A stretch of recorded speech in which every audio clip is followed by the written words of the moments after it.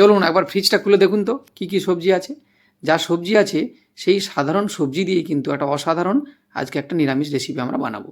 তার জন্য প্রথমে আমি প্রায় 100 গ্রাম মতো আমি মুগ ডাল এখানে 4 ঘন্টা ভিজিয়ে রেখে সেটাকে একটা বাটিতে দিয়ে অল্প জল দিয়ে মিক্স করে নিলাম।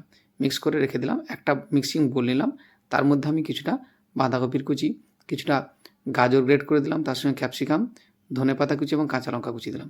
তারপর তার মধ্যে একটু আদা বাটা, নুন, স্বাদমতো চিনি, হলুদ গুঁড়ো, লঙ্কার গুঁড়ো, কালো জিরে আর এই ডাল বাটাটা একটু একটু করে দিয়ে ভালো করে মেখে নেব। যদি খুব ঢিলে বলে বা নরম মনে হয় তাহলে তার মধ্যে আমি কিছুটা বেসন দিয়ে দেবো।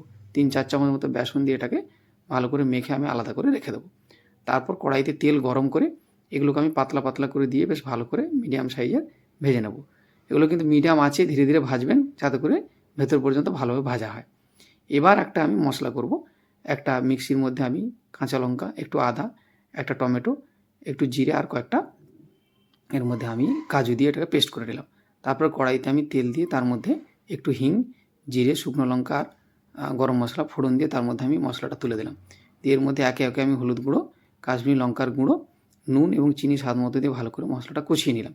কষানো ঠিক মতো হয়ে গেলে এর মধ্যে আমি জল ঢেলে দিলাম। তার মধ্যে কতগুলো কড়াইশুঁটি দিয়ে ঝোল ফুটে এলে আমি বড়াগুলো দিয়ে দিলাম। বড়া ঠিকমতো ফুটে গেলে ধনেপাতা কুচি এবং শেষে একটু ঘি দিয়ে নামিয়ে নিলাম।